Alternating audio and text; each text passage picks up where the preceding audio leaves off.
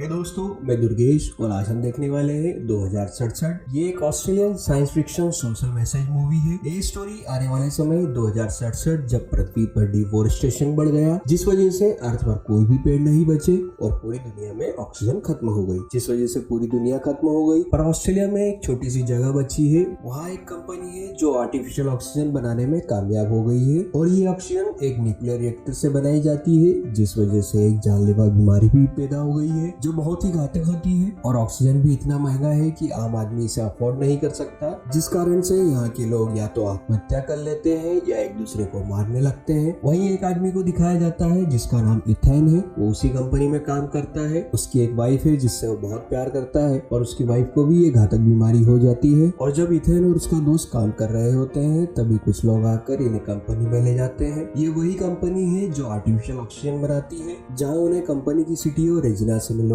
जाता है। रेजिना पूछती है, तुम हेनरी के बेटे इथेन ही हो ना? जिसके बाद वो उसकी वाइफ का हाल पूछती है और इथेन को बताती है कि अगर इसी तरह चलता रहा तो हमारा पूरा जीवन नष्ट हो जाएगा। वहाँ से उसे वो एक लैब में ले जाती है और लैब में आने के बाद वहाँ के साइंटिस्ट इथेन को बताते हैं कि तुम्हारे पिता बहुत बड़े साइंटिस्ट थे, उन्होंने ये टाइम मशीन बनाई है और इस टाइम मशीन को बनाने में उन्हें 20 साल का वक्त लगा है। इस टाइम मशीन को तुम्हारे पिता ही ऑपरेट कर सकते हैं। और वो ये भी बताते हैं कि हमें 400 साल आगे यानी कि फ्यूचर से एक मैसेज मिल रहा है और उस मैसेज में लिखा है कि वो तुम्हें बुलाना चाहते हैं। वहाँ सभी इथेन को समझाने की बहुत कोशिश करते हैं कि फ्यूचर में अभी भी लोग जिंदा है और तुम्हारे हाथ में जो डिवाइस है तुम इसकी मदद से वहाँ जा सकते हो, क्योंकि तुम्हारे पिता के अलावा बस तुम ही एक हो जो इस टाइम मशीन को ऑपरेट कर सकते हो। तुम वहाँ जाकर वहाँ के प्लांट और ऑक्सीजन का सैंपल ले सकते हो, जिस वजह से हमारी पूरी दुनिया बच जाएगी। रेजिना इथेन को बताती है कि बस इसमें एक समस्या है, हम तुम्हें फ्यूचर में भेज तो सकते हैं पर वापस ला नहीं सकते। इथेन मना कर देता है और इथेन का दोस्त उसे समझाने लगता है कि तुम्हें इसके लिए मान जाना चाहिए, इससे तुम्हारी वाइफ की भी जान बच सकती है।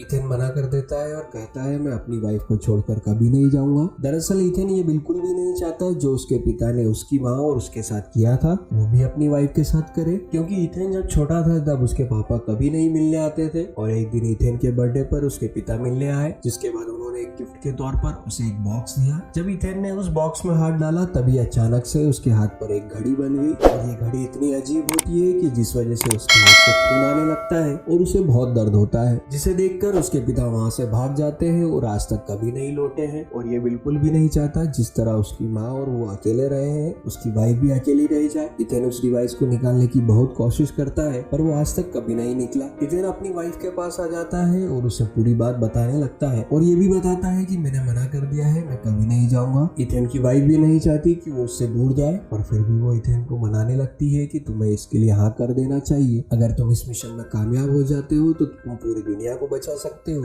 और मैं भी बहुत खुश हो जाऊंगी कि मुझे भी एक नई जिंदगी मिल जाएगी। इथेन उसको बताता है कि मैं वहाँ से कभी वापस नहीं आ पाऊंगा। इथेन को उसकी माँ की याद आने लगती है जब उसकी माँ बीमारी के कारण तड़पते हुए मर गई, इसलिए इथेन को लगता है कि उसे सबकी बात मान लेनी चाहिए। वहीं दूसरे दिन इथेन रेजिना के पास आ जाता है और मिशन के लिए हाँ कर देता है। वो लोग जाने से पहले इथेन को एक सूट देते हैं और बताते हैं इसकी मदद से हम तुम्हें ट्रैक कर पाएंगे और एक डिवाइस भी देते हैं और उसे बताते हैं कि इसकी मदद से तुम वहाँ नेविगेशन ढूंढ पाओगे। इथेन सूट पहनकर मशीन में खड़ा हो जाता है और जैसे ही मशीन स्टार्ट होती है वो लाइट की स्पीड से सफर करने लगता है और फ्यूचर में 407 साल आगे पहुंचकर तेजी से अर्थ पर गिरने लगता है, जिस वजह से उसका सूट भी तबाह हो जाता है। और जब इथेन को होश आता है तो बहुत सारे पेड़, हरी भरी हरियालियां और पहली बार रोशनी को देखता है। वो थोड़ी देर तक घबराने लगता है क्योंकि उसने आज से पहले कभी रोशनी नहीं देखी थी। वो धीरे से खड़े हो जाता है और वहाँ की हरियाली को महसूस करने लगता है। फिर वो कंपनी से संपर्क करने की कोशिश करता है पर उसका संपर्क नहीं हो पाता। तभी इथेन को अपना डिवाइस दिखाई देता है और वो उसके सारे लोकेशन ढूंढने लगता है और ढूंढते हुए एक बंकर के पास आ जाता है। वहाँ उसे एक कंकाल दिखाई देता है जिसके सर पर गोली लगी थी। वो तहकीकात करने लगता है और उसे पता चलता है कि ये कंकाल उसी का है, जिसे देखकर वो बहुत घबरा जाता है। थोड़ी और तहकीकात करने पर वहाँ उसे डिवाइस दिखता है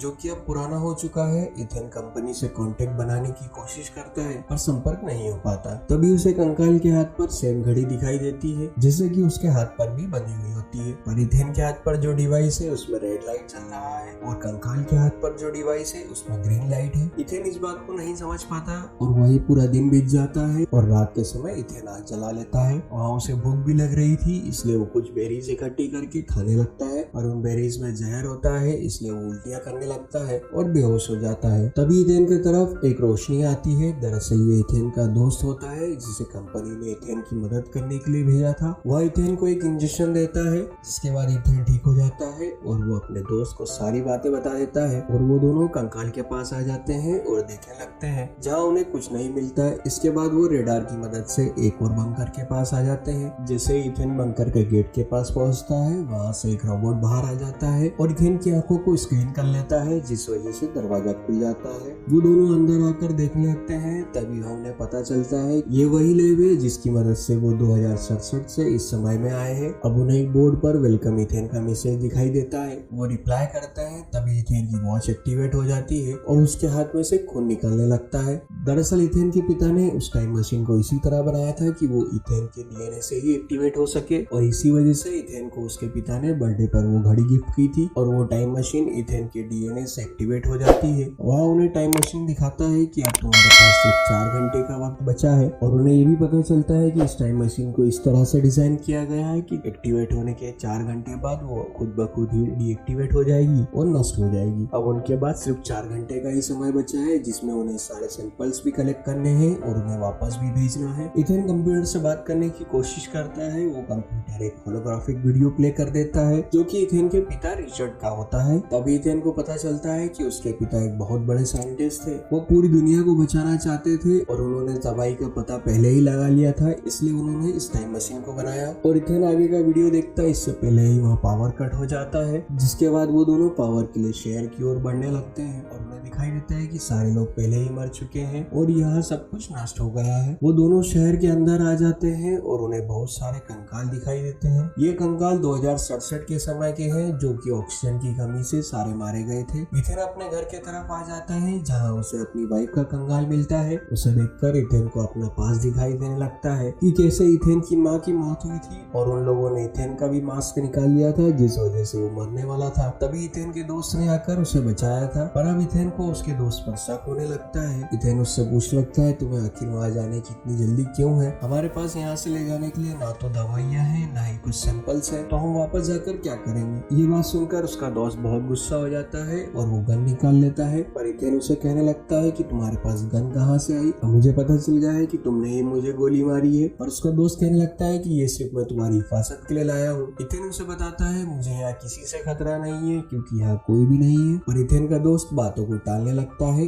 उसे न्यूक्लियर रिएक्टर स्टार्ट करने के लिए एक जगह पर ले आता है, जहाँ पर स्पार्क होता है, जिस वजह से उन्हें मशीन को मैनुअली ऑपरेट करना पड़ेगा। पर यहाँ कोई दिक्कत हो जाती है और यहाँ सारे दरवाजे बंद होने लगते हैं। पर जैसे तैसे करके वो न्यूक्लियर रिएक्टर स्टार्ट कर लेते हैं और वहाँ से निकलकर दोनों टाइम मशीन के पास आ जाते हैं। पर इथेन को अब उसके दोस्त पर बहुत शक होने लगा था। वो कई सारे सवालों का जवाब जानना चाहता है, पर उसका दोस्त उसे कुछ नहीं बताता, जिस वजह से उन दोनों में हाथापाई होने लगती है और इथेन अपने दोस्त को एक रूम में बंद कर देता है और वो सारे सवालों के जवाब ढूंढने के लिए वहाँ से अपने पिता का होलोग्राफिक वीडियो देखने के लिए आ जाता है। और उसे पता चलता है कि उसके पिता ने इस टाइम मशीन को सिर्फ इसी तरह बनाया है कि सिर्फ वो इथेन के डीएनए से कंट्रोल हो सकती है, क्योंकि रेजिना टाइम मशीन को सिर्फ अपने मतलब के लिए इस्तेमाल करना चाहती है। वो दूसरे लोगों को बुलाकर पूछ लेती है कि तुम्हें वो मशीन ऑपरेट करना आता है। जब बाकी साइंटिस्ट हाँ कर देते हैं तो वो रेजिना रिचर्ड को गोली मार देती है, क्योंकि वो आज तक यही समझ रहा था कि उसके पिता उसकी माँ और उसको अकेला छोड़कर चले गए हैं। इथेन को ये नहीं पता था कि उसके पिता भी इस दुनिया में नहीं है। अब इथेन को ये भी पता चलता है कि ये सब रेजिना की पहले से ही प्लानिंग थी कि मैं यहाँ आकर मशीन को स्टार्ट करूँ। और उसे ये भी पता चलता है कि उसका दोस्त भी रेजिना से मिला हुआ है।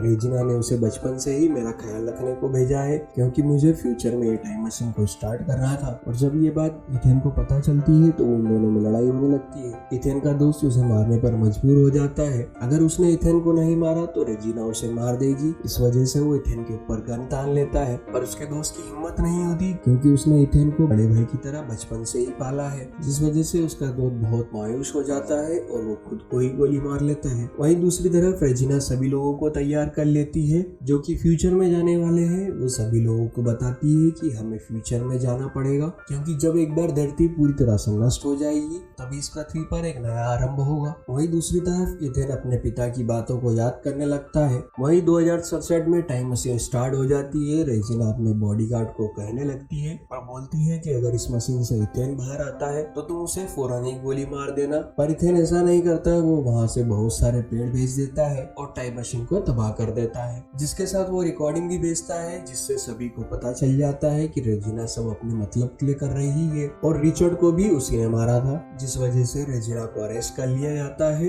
और पूरी दुनिया को पता चल जाता है कि फ्यूचर में प्लांट्स की खोज हो गई है। इथेन ने अपनी वाइफ के लिए भी एक छोटा सा तोहफा भेजा है, जिसमें एक फ्लावर होता है। उसे देखकर बहुत खुश हो जाती है, पर रोने भी लगती है क्योंकि इथेन अब कभी वापस नहीं आ पाएगा। इथेन अपने भाई को भी याद करने लगता है और उसे श्रद्धांजलि देता है, जिसके बाद इथेन वापस आकर देखता है तो उसे पता चलता है टाइमलाइन में अब सब रिवाइव हो चुका है, जिस वजह से वहाँ की हरियाली और भी बढ़ जाती है। वापस आकर देखता है तो उसका कंकाल भी गायब हो चुका था, क्योंकि अभी वो जिंदा है। वो वहाँ से निकलकर शहर की तरफ बढ़ने लगता है, जहाँ उसे पूरा शहर एक अच्छे कंडीशन में दिखाई देता है। इसी तरह हमारी मूवी भी यही समाप्त हो जाती है। ये मूवी एक सोशल मैसेज देती है और हमें बताती है कि चाहे हम कितनी ही तरक्की क्यों ना कर ले, पर जब तक प्रकृति के द्वारा दिए गए रिसोर्सेस का अगर हम ध्यान नहीं रखेंगे तो वो सब कुछ तबाह हो जाएंगे।